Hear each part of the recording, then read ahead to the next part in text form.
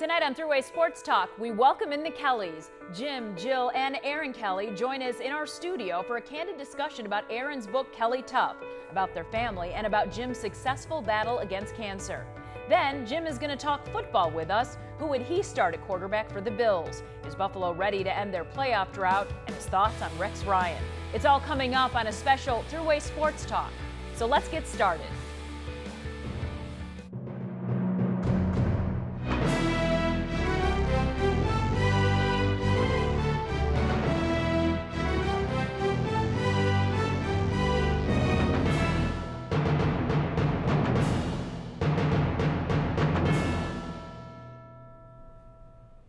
And we want to welcome you to a special edition of Thruway Sports Talk. I'm your host, Robin DeWind, and I am joined by Hall of Fame quarterback Jim Kelly, his wife Jill, and his daughter Erin. Thank you so much for being with us tonight. Thank you for having us. And Jim, before we get the conversation started about Aaron's book and Jill's book, Kelly Tough, we want to talk a little bit about how are you doing? It's been a long year, but I'm sure better than you were last year. I feel a lot better than I did last year, I'll put it that way. But just like most people, you have your ups and downs, but as I sit here right now, I feel pretty good. Yeah, a long year, I would imagine.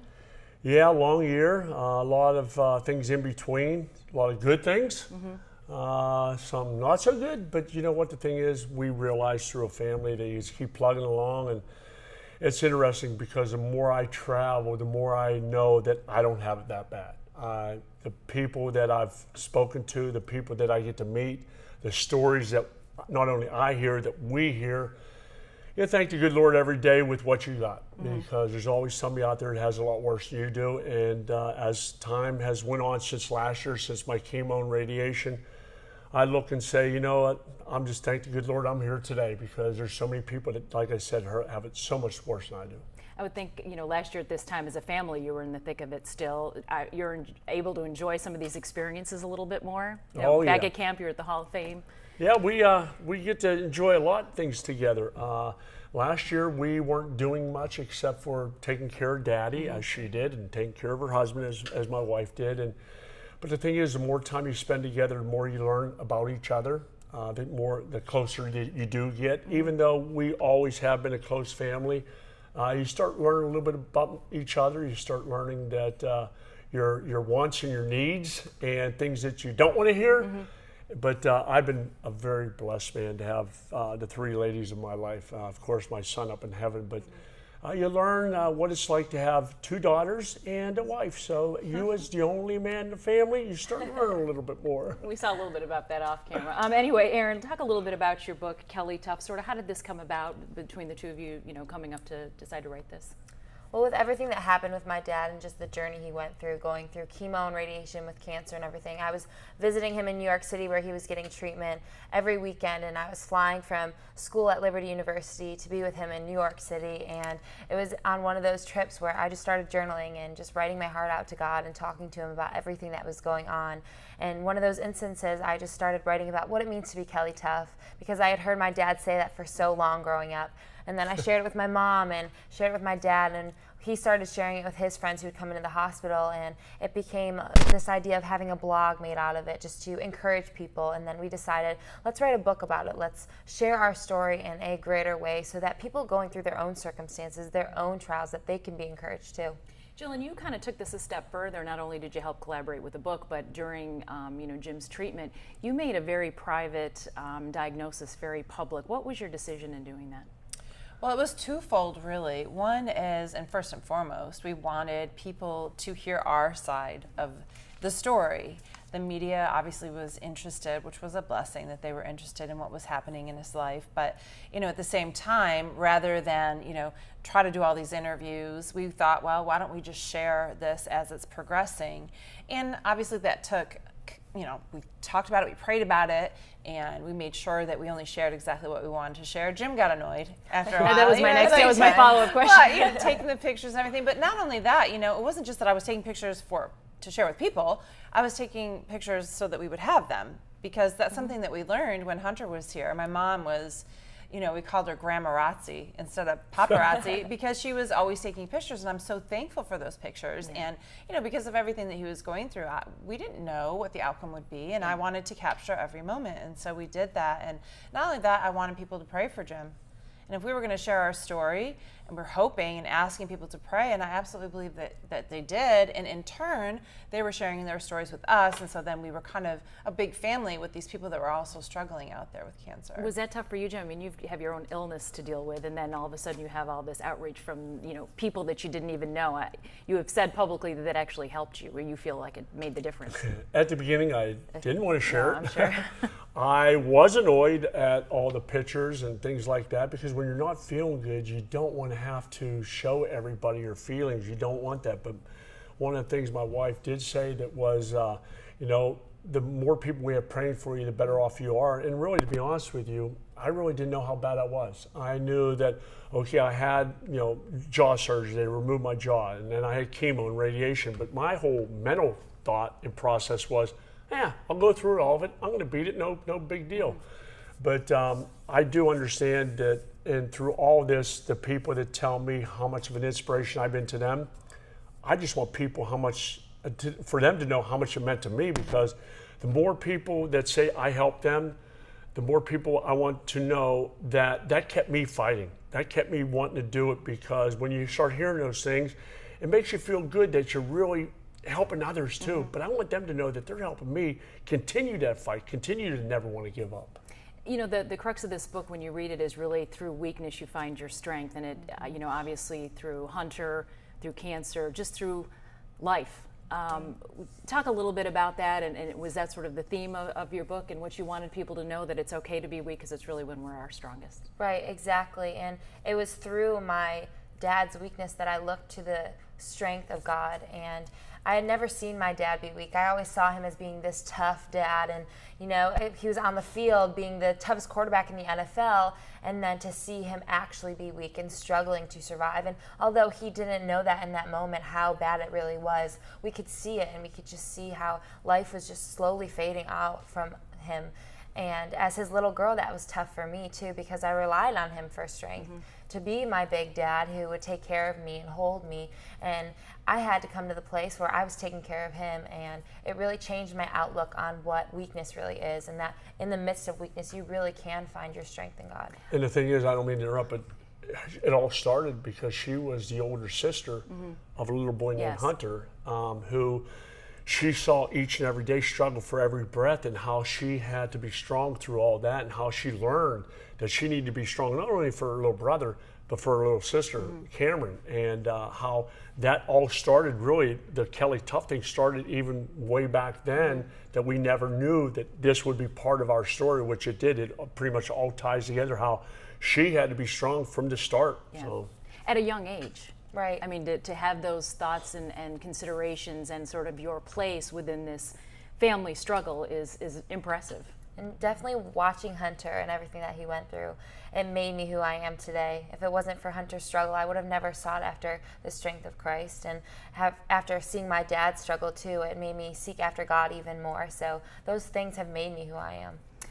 Jill, you talked a little bit about how, photographing Hunter and you were very public at that time about his illness. Was this a natural transition to make your reach out to the community public? Not necessarily, only because there was no social media when Hunter was here. Oh, that's right. We didn't even have Facebook. So, and I wish we would have had it at that time, because it could have raised even more attention to genetic testing. Absolutely. And it would just been such a blessing to be able to share his life, because he was an incredible young man. And we, as Aaron has already mentioned, our lives have been changed through his life. And so I wouldn't say it was so much a natural transition, but a needed. It was necessary. And Aaron and I both had private Instagrams, and his brother Danny had suggested that we go live with it to share what we wanted to share, and that's what we did. We saw it up a couple minutes ago, the picture of you, laying in bed, the picture that's on the cover of the book. Did you think that picture would resonate or have the impact that it had? I mean, as a daughter, I looked at that and I was like, when I saw it. I would have never imagined, never in a million years, that photo, because it was just a real moment. It was just my dad and I snuggling together, and me wanting to take care of him, and my mom just snapped the photo like she would normally do on an everyday basis, and he knows that. But just being able to have that photo be an impact to other people the way it was, I think it really shows who we are as a family. It shows that we're just real and we're going through a struggle, and that everyone goes through those things. And so I think that picture alone was able to be an encouragement and bring hope to other people. And unfortunately, with social media, you get all the good, but you also get the bad. Was it difficult when some of the negativity, that one particular tweet you talk about in your book, I mean, that unified you, though, that united you to still continue through your fight? You talk a little bit about that. It was really hard getting messages, especially because of everything he was going through, to see people say such hurtful things to our family when we were already hurting was very hard for me. And I'm still growing up and I'm still learning and maturing, but to see those things, it was hard, but at the same time, it taught me forgiveness, and it taught me to look at those people and say, you know what, they're hurting too. They're going through their own struggle of their own, to have to say something like that. And so it encouraged me too,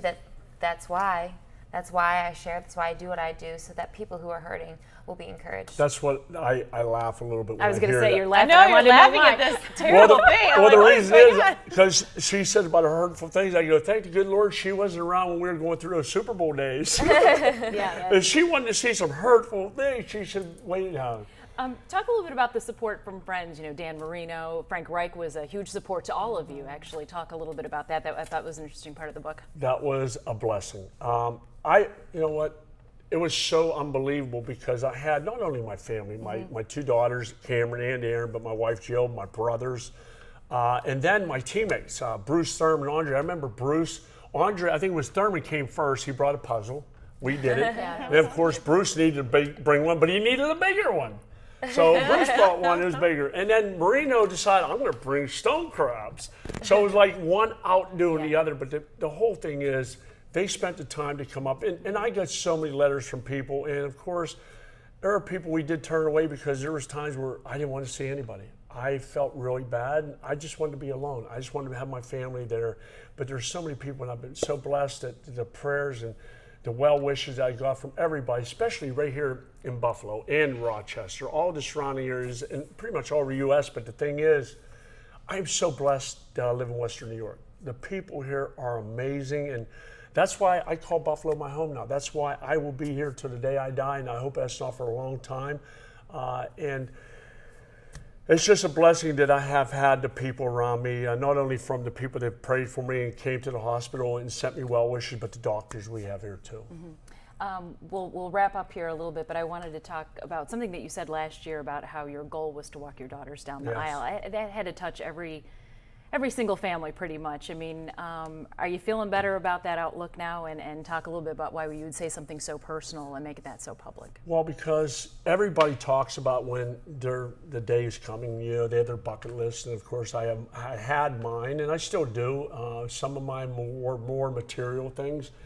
But one thing that really hit me is when I was going through tough times and when I thought about the future and I thought about, I'm not scared to die, and I still am not. But the thing is, I looked and thought about that, and I said, you know what?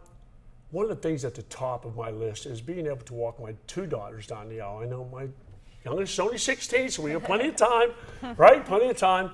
But that is something that you dream about as a daddy, and then you dream about having grandchildren, putting them on your knee and going out in the backyard and teaching them the things that my father taught me that I was never able to teach my son. Those are things you look forward to. And I just hope that I will be around when that day does come, but there's no doubt that went from being on the back burner to now being in the forefront. Aaron, an accomplished writer at age 20, you're going into your junior year, you leave next year. Thank you both so much for being with us and sharing your stories. We appreciate it, Jill and Aaron. Thank you. And Jim is going to stay with us and talk about your favorite subject, football. So stay with us, and we're going to talk about the quarterback situation, the excitement around the team, and if they're ready to get back to the playoffs. Thruway Sports Talk continues. Stay with us.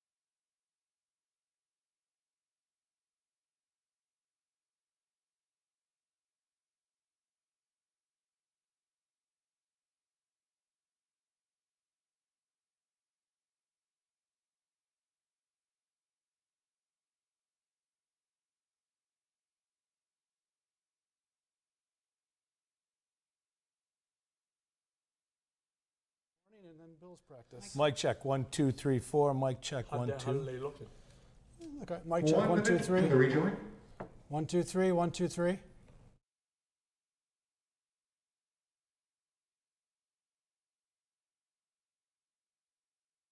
I haven't done so.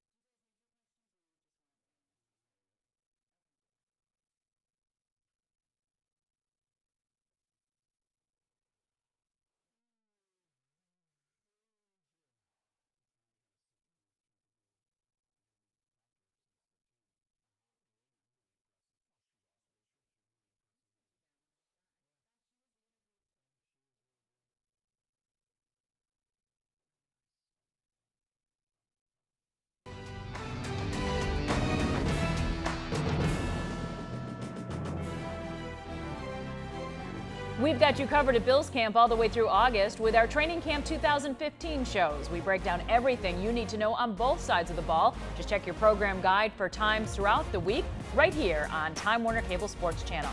And there's news from camp. Head coach Rex Ryan has named Matt Cassel the starting quarterback for Friday's preseason opener against the Carolina Panthers.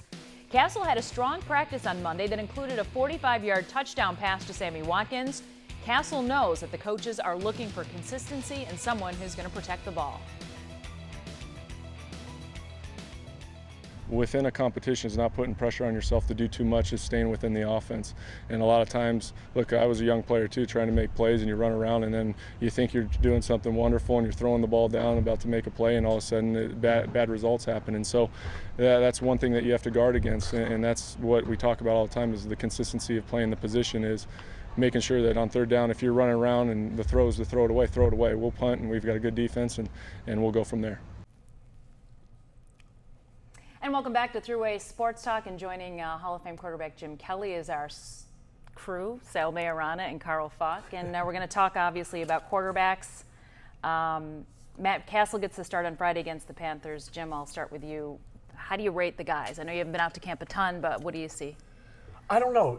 The good thing that I see, well, it's good and bad. The good part is all three of them are starting from scratch, because Greg Roman comes in with a system that none of them have been under before.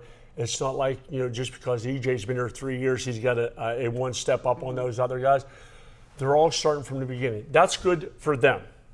Not so good for the team, because now they all got to start scratch from the beginning. They all have to learn the system. They all have to learn the offense, not just the quarterbacks, but all the offensive linemen, the receivers. So it's a new system for everybody. Matt Cassel is coming in with the most experience. EJ struggled last year, and then, of course, we know who ended up being the quarterback there. Tyrod Taylor's coming in. As far as being impressed, I was impressed with his deep throwing. The times I did see all of them throw, Tyrod was more impressive on the long ball. The other two, Matt and EJ, both had their good days, and they had their not so good days. And I'm talking from people that have done research for me and will keep me updated. But you know what? That's what preseason's for. This is what we all look forward to, not just me as a former player, but the fans. This is what the fans are looking forward to see which guy steps up, which guy steps in the forefront and makes a good run at it. Because I'll tell you what, we got some weapons. Receivers are unbelievable. The guys that are 4th, 5th, and 6th string that are going to be on this team can make some teams starting receiver core. So we'll see what happens. Well, Rex has said that. Rex has said some of the guys they're going to cut this year are going to go to other teams. And that hasn't been the case in recent Bills history. The quarterback situation for me, as we're out there every day, the media watching the thing, you know what they say. When you've got three, you don't have one. Yeah. In your day, and I saw a quote from Andre this weekend who said, because he's there at camp and he's seeing these guys, and he was saying, this receiving core we have this year is really good, but we had Jim. And these guys don't have a Jim, and they're trying to find their way with three different guys throwing the ball to them. That's got to be a tough thing, like you said, for the whole team to get used to these guys, because it isn't one, it's three. It's timing, and that's what we had, because I threw to Don Beebe, I threw to James Lofton, I threw to Andre Reed all the time. In off season, we threw together. But when you have three, like you were saying, every receiver coming out of a break, and some guys are throwing it quicker, some guys are throwing it a little later. The long ball, some are rainbows, some guys throw more on the line. They're getting every different look, but I think we're good enough on the receiving corps to be able to adjust to whoever the quarterback is. I really do. And you stated, I mean, even Rex said that we have a lot of quarterbacks out there, receivers, that probably can play for other teams. So let's find out. I know I heard the quote that somebody said, Rex said he might wait till week 1 to name that starter. Boy, I hope not. I hope somebody jumps up quick and comes out and has a day. And to be honest with you, I would love to see BJ. I don't know, Tyrod that well. I'm on the same page with you there. Well, the only reason I'm saying is because I've seen EJ in the locker room. I've heard him talk to the players. I heard him before football games. I heard what he's all about. He's a class individual from start to finish. He's a guy I've been around enough. Even though Matt's a good guy, Matt's a great competitor, I just know that this is a guy we drafted to be the next person that comes in and takes his team. I hope it's him, but whoever it is, I just hope it's the guy that's going to move us and take us to the playoffs. Jim, the defense is so good. Talent everywhere. Skill positions are loaded. You basically only need a game manager. But with all those skill position players, if you have only a game manager under center, aren't you kind of wasting something? To a certain point, there are other teams in the past that have won Super Bowls. No, I'm not talking about making the playoffs. We have guys that won Super Bowls that managed the game, that weren't superstars. They're not going to go into the Pro Football Hall of Fame, weren't all pro, but they had the defense. They had the running game to go with it. We have all the ingredients to do that. We just need a guy that maybe has to win 1, 2, maybe 3 games during the course of a year. That there's too much to go in the game. We need him to take his time. We're going to need that quarterback to do that. But we don't need one that's going to have to, throw for 300 yards every week. We don't need one that's going to have to light up the scoreboard at all times. We just need a guy who can make crucial mistakes at crucial times of the game. Manage it to a certain point that when it is 3rd down and 3 or 4, that you're not throwing the ball 5 yards out of bounds deep. You're getting that first down. You're moving the chains. You're moving the clock. You're making sure that you put yourself in a position to win the football game, not to lose it. You played for the perfect coach in the perfect time in the perfect scenario with Marv. But if you had a chance to play 1 year with Rex, would you love that opportunity? Who wouldn't? Really. I mean, Marv, I think we were blessed to have a coach like that because, as I stated many times, we had a lot of egos on our team. And Sal, you know that. I mean, everybody that's followed the Buffalo Bills during those days, including myself, Bruce Thurman, Andre, Ken Hall, Will Wolford, Cornelius Ben, I can go on and on. Marv was a perfect fit for our team. Rex Ryan, to a certain point, is like Marv. He wants self-motivated players. He doesn't want to have to come in and give that rah-rah speech all the time, which Rex is the type of guy who could do it. But Rex is also the type of guy who can kick you upside your head and say, hey, guys, lighten up. This is the way it's going to be. The players respect Rex Ryan enough to know that he wants to win. He's going to make it fun for them as long as they do what they're told to do, as long as they don't need to have him talk to them every single week to get motivated. I think he's got the leadership in that locker room. To be honest with you, I'm just like most fans right now. I'm excited to get this season started. I really am. Since you retired, this is, in my opinion, by far the most talented Bills team that'll be on the field. As a former player, how excited are you for the potential that finally, 15 years later, they get back there? You didn't hear me, how excited I am? I mean, I'm passionate about it. I mean, so passionate, I listen to my daughter, Erin, who is interning with the Bills, and how excited she is about the football team, and how she brings that passion back home, and how it even makes me want to even cheer for them more. But it all started when I met Rex Ryan at the Big Tree, right beside the stadium. We had a beer together, and we're talking, and just his enthusiasm, just how he drives a pickup truck with the Buffalo Bills logo all over it, how he went to a cornfield that had a maze made after him, how he does the extra to make not only the players want to play for him and how he talks to them during practice, but how he gets the fans excited. I mean, what we sell, 60,000 season tickets most ever? He's got everybody going. But the bottom line is now the players got to do it on the field. Yep. I think this team can make a playoff push regardless of the Brady suspension. I think they are ready to at least push the Patriots. Do you think it's time? I mean, can this team, Miami and the Jets are better too, but can the Bills be that team that pushes the Patriots now? I'll put it this way. If we don't make the playoffs, it's been a total bust. Yeah. There's no doubt. We have so much talent on that football team. I don't care what the Patriots. I don't care if Tom Brady plays the second game or he doesn't play. I think the Bills, it's their time. And if they don't make it, something is seriously wrong. And if we don't make it, I'm going to tell you, there's probably a lot of injuries. Because that's the only way I can see us not making the playoffs is if some of our key players in key positions get hurt. I just pray to the good Lord that that doesn't happen. But this is the year that we make that run for it. And I'm pumped. I'm excited. And I'm not just saying it to say because I'm a former player. I really believe in my heart this is the year for us to make that run. All right. Real quick, you just came back from Canton. Saw Yes. Foley inducted. Must have been a thrill 2 years in a row. The Bills Unbelievable. are representing well, I guess. Oh, they are. We had all the Bills, all the former Bills, and all the Hall of Famers there. It was a party and a half. We had enjoyed ourselves, and now we're ready to go have a little fun once this season kicks off, and I can't wait because this comes Friday. All right. Well, thank you so much for being here, for Aaron and Jill as well. Appreciate them being here. For Sal, Carl, I'm Robin. Thank you so much for joining us for another week of Three-Way Sports Talk. We'll see you next week live at 6 o'clock.